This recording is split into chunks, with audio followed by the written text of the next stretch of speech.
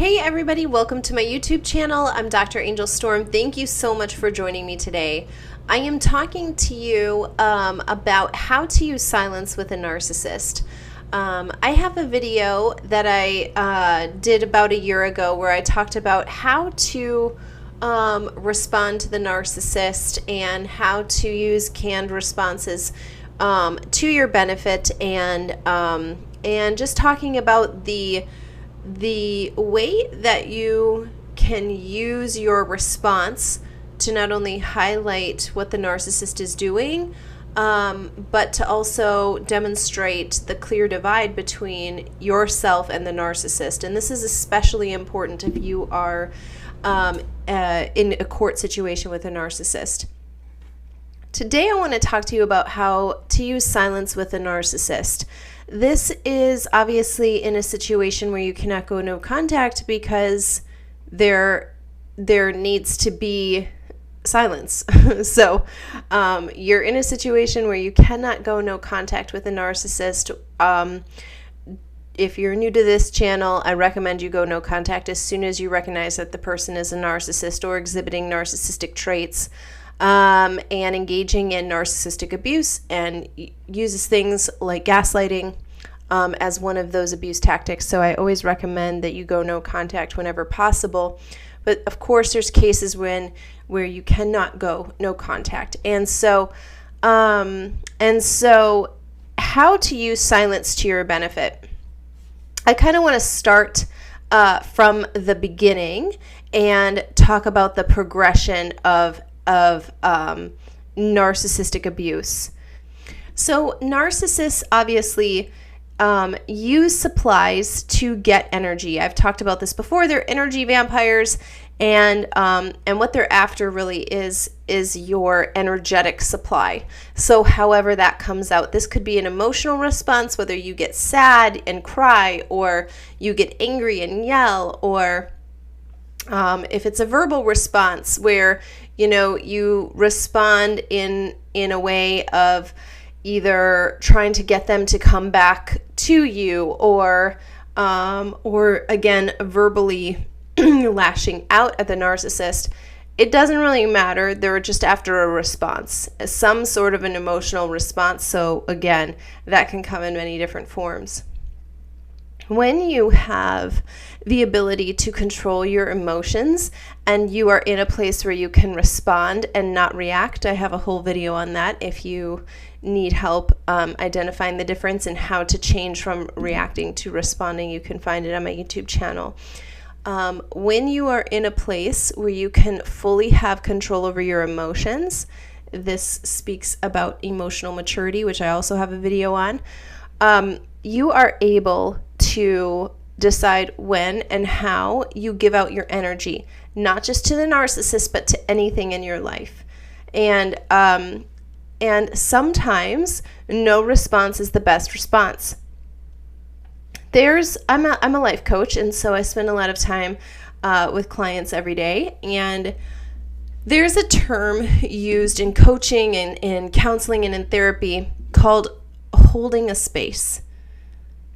And what you do when you hold a space is you make the availability for a million different possibilities to come.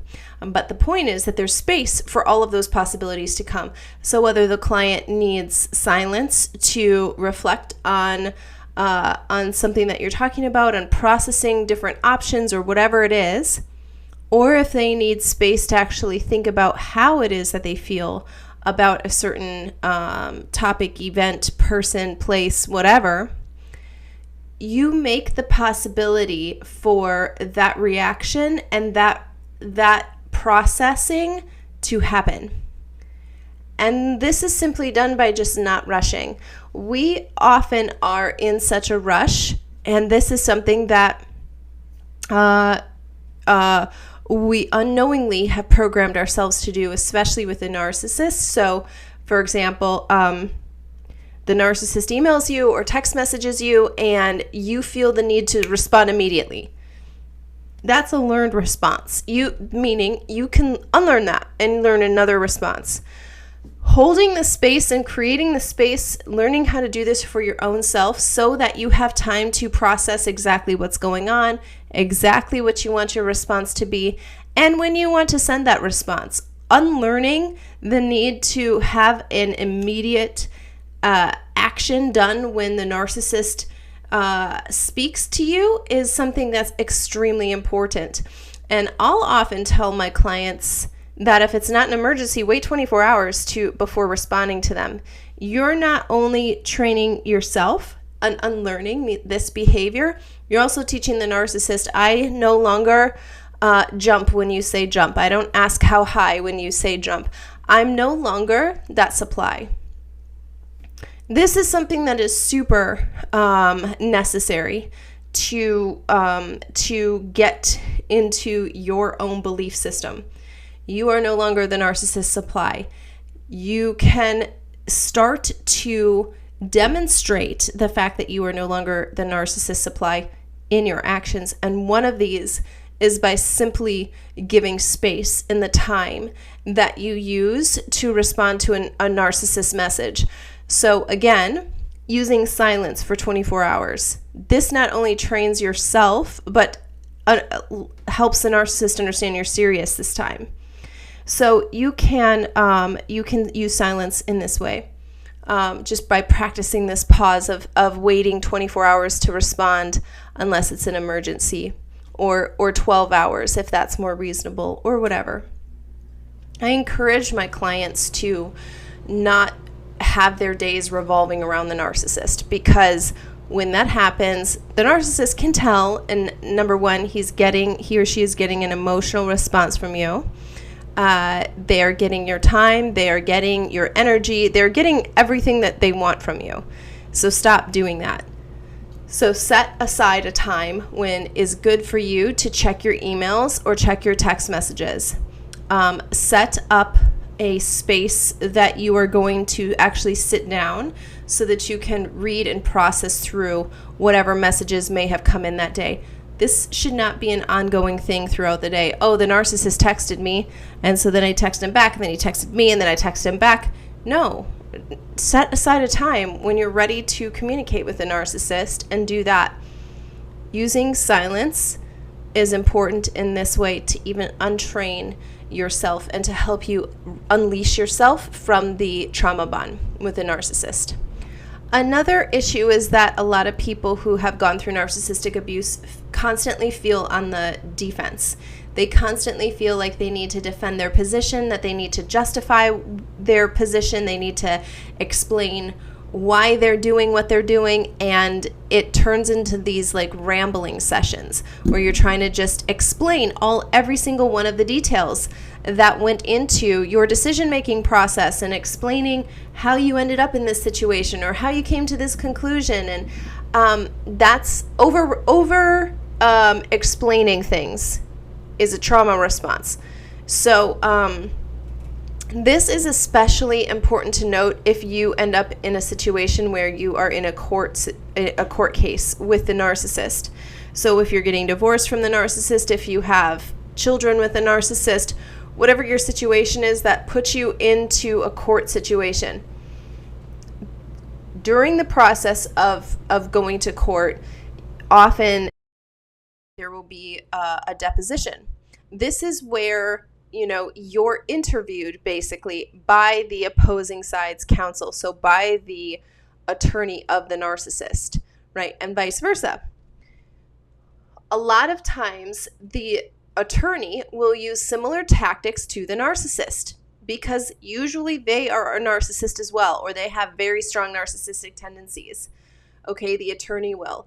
And it's important for you to understand how to hold space for yourself. You do this with silence. The narcissist's attorney will oftentimes do this tactic that narcissists will do, which is where they just kind of pile on information. Like they'll be talking about 20 different things and then just kind of pile it all up and then be like, well, explain that.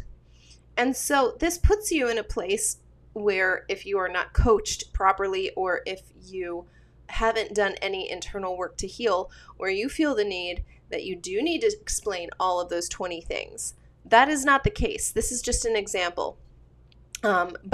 So for example, if and when that happens, it's absolutely appropriate for you to say, which item specifically would you like me to start with? You put the burden back on the person asking the question. It's also okay for you to take a pause and not respond instantly. Oh, I have an answer right away for all 12. You don't need to be a robot responding that way. It's okay for you to take a pause, for you to have a drink, for you to just take a moment and think about your answer before responding. So not allowing the pressure of silence, the empty space in the air, to dictate when and how you respond to a question in this situation, I can't tell you how important this is. So by learning how to handle silence and then use it, right? Not only can I stand it when there's dead air, when no one's speaking, when nobody's talking, I can handle that. I can also implement it. I can decide that right now there's going to be silence while I think. Right now I'm taking a pause before I respond. All of these things are important for you and your mental health and the journey of healing, especially if you are in a court situation. You can do both. You can both heal from the trauma that you've been through and move forward with your life and still be in a court situation. It's absolutely possible. Don't let people tell you that it's, later on you'll have to do healing or whatever. There are layers of healing. There's no reason why you can't start immediately. And part of that process is learning that you're powerful. You are a powerful person, and you get to decide when and how you use your voice. I love this quote. There's a quote that says, "Silence is the womb of sound. Sound is birthed in the silence." Don't let people rush your delivery. Don't let people tell you when and how you have to respond. This is not, you are no longer a narcissistic supply. You are not a victim of this situation, of the court system, of whatever is happening in your life. Learn how to use silence for your benefit. Connect to yourself in the silence. Really start thinking about, okay, this is the question. This is how I want to answer. And this is the end goal that I want people to have at the end of my answer.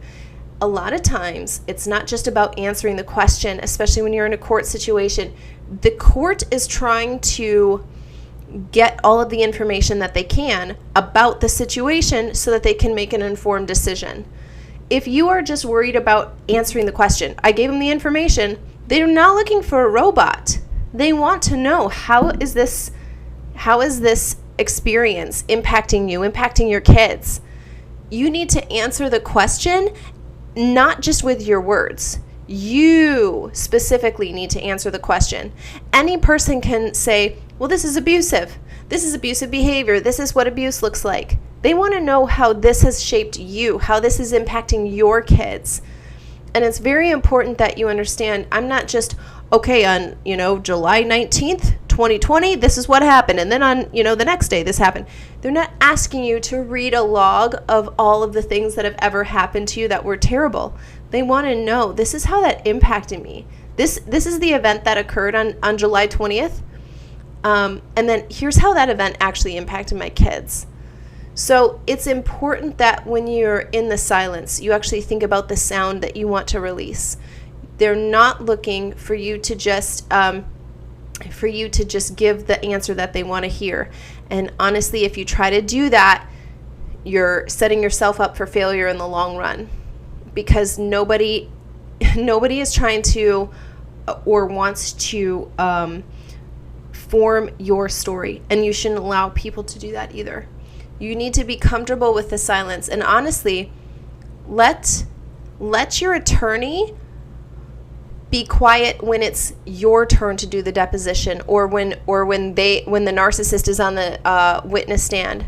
Narcissists don't like silence, and so guess what? They'll try to fill it, and they'll oftentimes just keep talking and talking and talking and telling on themselves in 20 different ways that you didn't even ask about. That wasn't even the question, but they don't like the silence. They feel like they need to command that silence and fill it up with stuff and talk about themselves. And it is an opportunity for them to do just that. So use that to your advantage. Allow pauses, make pauses into how you're going to do the deposition. When you are looking through your questions for depositions, or for when you are going, if there's ever a time when the narcissist will be on the witness stand or something like that in court, implement silence into the questioning. This will help you gain an even greater ground in your case. Okay, so I hope that this video has helped you guys. I think that silence is one of the things that is underrated when it comes to narcissists. Not only do they not like it when you give them the silent treatment, even though that's not what this is, and I've talked before about the difference between silent treatment versus gray rock and no contact and things like that. So you can check out those videos if you're interested in learning more about the difference. This is not the silent treatment. This is you commanding your time, your energy, and your response to anything. It's not just the narcissist. You need to get used to being comfortable in the silence. Really let your sound be birthed in that silence. You guys, I hope this video has helped you, and if you haven't already, be sure to subscribe to my channel below and turn on the little bell so that you're notified whenever I upload a new video to this channel.